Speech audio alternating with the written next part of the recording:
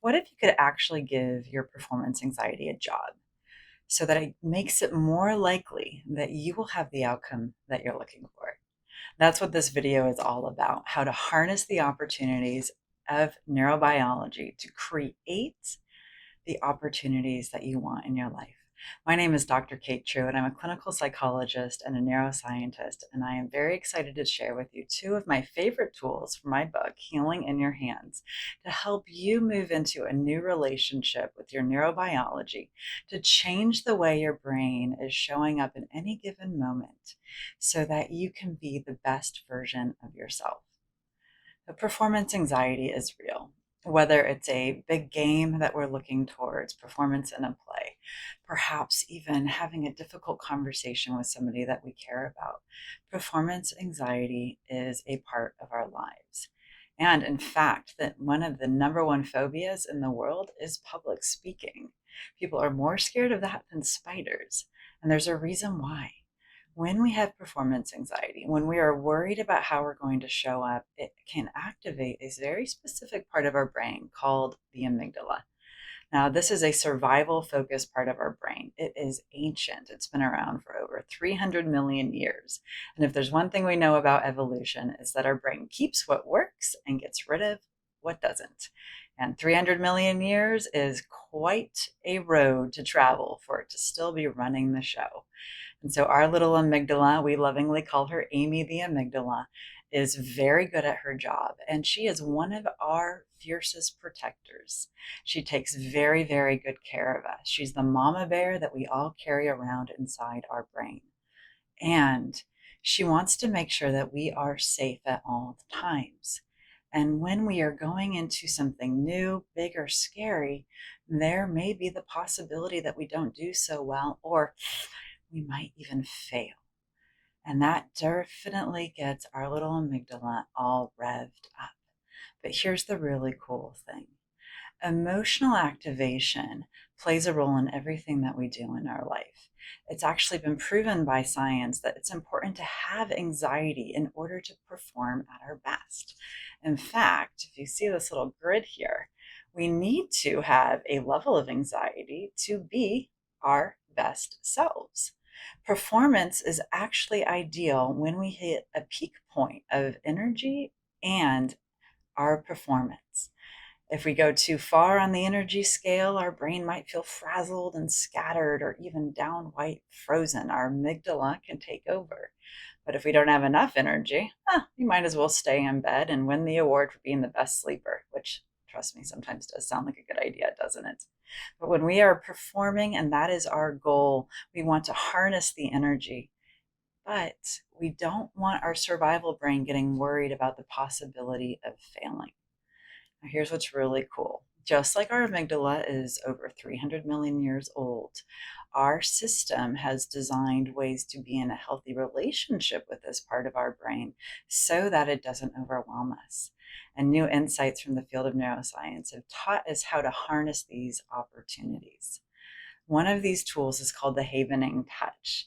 It's a specific way of interacting with the nervous system that downregulates the brain through releasing feel-good neurochemicals such as serotonin and oxytocin and something called GABA, which is basically the opposite of cortisol. So, how does this work? Well, if you've ever wrung your hands when you're feeling stressed or worried, you are engaging the little receptors that release those feel-good chemicals. And by simply rubbing your hands together gently, you will engage those same receptors in a proactive and positive manner. We can also give ourselves a nice soothing hug and engage those receptors in a calming way through what's called the havening hug. And so if you've ever grabbed your hands really hard or tight or gripped yourself across the belly when you're feeling upset, your system was going organically to engage these receptors. And what we know now is a gentle moving touch will support them in showing up in an even better way for our mind-body system. If you've ever had a tension headache or wiped away tears, well, guess what? Those are two more of the havening touches. See, the word haven is the idea of a safe place. And the 4 havening touches, palms, havening hug, across the forehead and under the eyes, create your internal neurobiological sense of safety. And as we're calming the mind-body system down, we can help ourselves start to shift into a different space on the diagram. So here's a good question. Do you like roller coasters? Some of you watching this video will say, oh, I love roller coasters. Others will go, absolutely not. What's interesting is that the physiological experience, whether you love or hate roller coasters, when you're about to get on a roller coaster, is going to be very similar for all of us. Love or hate, the electrochemical experience in our mind and body is very similar. That is our opportunity in this space with performance anxiety. You see, anxiety and excitement are very, very, very much the same. And one of the biggest pieces that changes how we're experiencing them is our amygdala's engagement with the moment and the story we are telling ourselves about the experience. Am I anxious or am I excited? What if I was excited? We can start to change the way we're feeling and thinking about the experience in the moment. And if our amygdala is really, really, really worried, really scared about what's happening, we can use that havening touch and bring in a very cool breathing exercise called the sigh breath exercise. This exercise involves taking a gentle breath, and I'll invite you to follow me. Breathe in. And then before you exhale, breathe in again on top of that first breath. And a full, easy exhale now. Now breathe in again. Breathe in again. And easy, gentle release. You see, when we're stressed, we hold our breath. And guess what? That scares our amygdala even more and can make it even more likely that our performance anxiety is going to spin out of control and take us into this less than preferable state. But if we oxygenate ourselves and give us the oxygen that we need, while also harnessing neuroplasticity with that havening touch, we can start to put ourselves into the preferred zone. And then that what if question becomes the empowering next step. Because we can harness curiosity. Our brain loves to answer questions. Have you ever noticed that your brain is very good at sourcing up random pieces of data, particularly tied to anxiety? What if this happens? What if this happens? What if this happens? Well, that's our amygdala at work.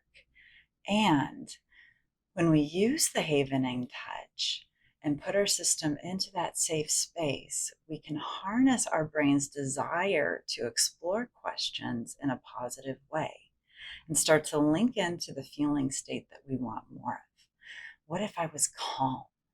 What if I was confident? What if I was strong? We want to work with one, what we call a resilience target at a time, one thriving focus point. Let's go with strong.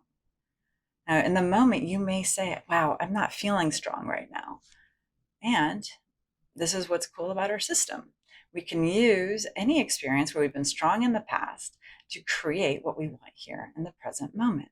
So if you've ever picked up a heavy box, think about that experience. And if you're able to successfully pick it up, whoa, you're strong. And start asking yourself that inquiry. What if I was strong? What if I was strong while applying that gentle havening touch? This is called the Creating Possibilities Protocol. What if I was strong? We're planting the seeds of possibilities so that we can start to build what's called a new neural pathway in your brain. Think of it like the freeway you want your brain to go on if you start to feel anxious. Once the what if starts to feel real and connected, you can then shift into, I can be strong. I can be strong. Once again, applying that havening touch, connecting with that idea, I can be. And then we can move into I will be. Maybe in the next 5-10 seconds, I will be strong. And when it feels real and comfortable, perhaps even trying on that affirmation, I am strong. Now, many of you might say, hey, why don't we jump right into an affirmation straight off the bat? Well, here's why. If our amygdala is not feeling safe and buying the truth of the statement that we're telling ourselves, she will actually get more worried and cause more anxiety. She will give us a harder time about it, and we will have the opposite outcome of what we're looking for. We don't want to lie to our brain. We want to partner with our brain, particularly with our 300-year-old amygdala, and let her know, hey, we are okay. We've got this. And in fact, here's some very cool tools to create a safe haven in our mind and body system. If you'd like to learn more, check out my book, Healing in Your Hands. You can buy it at any of your major retailers. It's an entire self-healing journey to help you be empowered to live the life you want.